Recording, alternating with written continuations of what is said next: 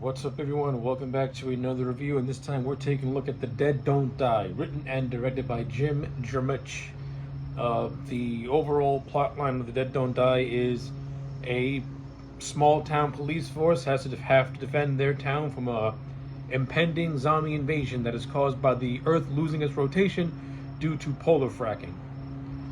Uh, yeah, okay, so to make this review have any coherence, I'll just do positives and I'll do negatives and then call it a day.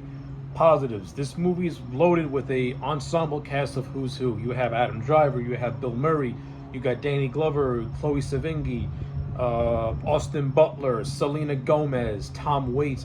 I'll say this, Jim Jarmusch, he got himself he put together a good solid cast of actors. And I'll say this, for the most part, everyone turns in a overall decent to good performance. This movie does not have groundbreaking performances whatsoever. As a matter of fact, Bill Murray and Adam Driver give the most deadpan and driest performances in this entire movie. Like, these guys are unfazed by everything that goes around them in this movie. They don't show even the slightest bit of emotion. I'm gonna say that's the whole joke. Is that everything around them, and that everything around these guys is just completely too absurd to even comprehend, that their only way of coping is just to play it straight. In that case, okay, I kind of get it. But then you have everyone else in the cast who more or less is afraid of what's going on, and it's weird. Like, this is a weird ass movie. I don't know how to talk about it. I really don't know what I can say about this movie. Again, the cast is good. I like the cast. Some of the jokes are funny. I mean, they're not like laugh out loud hilarious, but you know, they got a couple of chuckles out of me here and there. Mostly Adam Driver and Bill Murray. A lot of the comedy comes from Adam Driver and Bill Murray. I think those two have decent on-screen chemistry with one another as the police chief and his deputy. You know, I thought they were funny. The supporting cast, they were fine. They have the little moments. I think Steve Buscemi, he's one of the few castmates who actually stands out to me as pretty much a caricature of a Trump supporter, basically. I thought he was pretty funny. Chloe Sevigny, she pretty much plays the another deputy of the police force. She's more or less the I guess you could say she's more or less the audience eyes. She's somebody who is definitely not into what's going on, constantly questioning and constantly afraid of what's happening. And she's, as opposed to everyone else who is just not. I guess. I don't know what to say. I'm sorry. I guess you can say Chloe Sevigny is the one that shows the most emotion in terms of what's going on around her. So, okay, that's cool.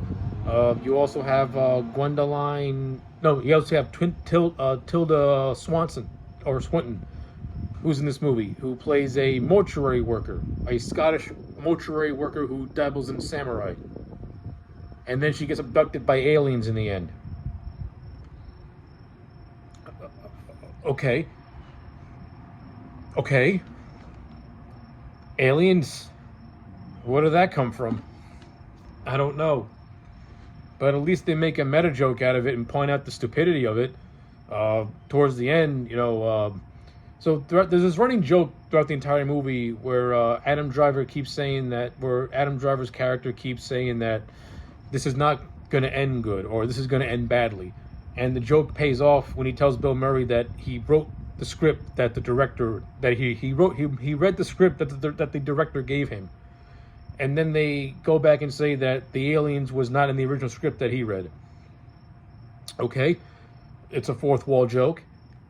Not particularly funny. Well, not particularly laugh out loud funny, but it'll get a chuckle out of you if you get it. I would just want this movie to end because I'm so confused right now. Like, this why can't I just get like a decent just horror comedy with police officers versus zombies and a whole town being infected? Why is it gotta be this confusing mess? Of I don't know what. Not only that, this movie just takes way too long to get going. Like, it feels like it takes an eternity for the zombies to start attacking. And when they do attack, it's just okay. It's Iggy Pop making a cameo as a zombie, which is actually pretty cool. And they attack two girls in a diner, and then they just drink coffee. Yeah, zombies drink coffee. Okay, I mean, if Jim Jarmusch wanted to do a parody of zombie movies in which the zombies can talk and the zombies relive the things that they're familiar with, I'm cool with that. That would have been pretty cool. They like he does dabble with that a little bit, but I don't know what he's going for with this movie. Like, I really don't know what he's going for with The Dead Don't Die. It's almost as if he's trying to put in like several different ideas and then trying to make it work. The one idea that I did like was the character of Hermit Bob, played by the awesome Tom Waits, who more or less is like an overseer and a doomsayer. I thought he was pretty funny. I thought he was good. His scenes are sprinkled all throughout the movie. Like, with that, I mean, that could have worked. Or maybe he could have just made this movie into like an anthology series in which like these little short vignettes all tie into a greater narrative, you know, of called The Dead Don't Die. I mean, we ended up getting just a movie that I just don't understand. I mean, it's got some decent things in it. The cast is fine. When the zombies are actually on screen, it's gory, it's bloody. I like it. They're ripping shit apart, which is what I want to see in a zombie movie. I like the idea of the zombies reliving their final moments in which they just say things that they're familiar with. Like, you got a couple of zombies at a pharmacy saying Xanax. Then some go to a tool shop and say Saw. Then you got kids at a candy store saying candy, toys, Skittles. So, like, stuff like that are good ideas that weren't really fleshed out. And I do like the whole thing of the deadpan, I like the whole deadpan humor from Bill Murray and Adam Driver. I just wish that Jim Jarmusch would have gave the script another rewrite in order to flesh out some of these ideas to make those jokes, to make that work. Instead, what you get is an okay movie. Like, if you watch this movie once, you won't need to see it again, because to me this movie has no rewatchability to it. It's a one and done.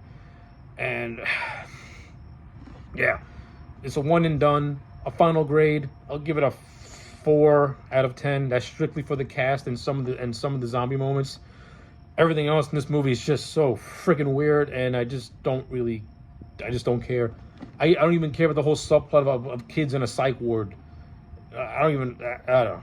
Yeah, 4 out of 10 for The Dead Don't Die. Let me know your thoughts in the comment sections down below. Like the video and subscribe, and I'll check you back next time for more.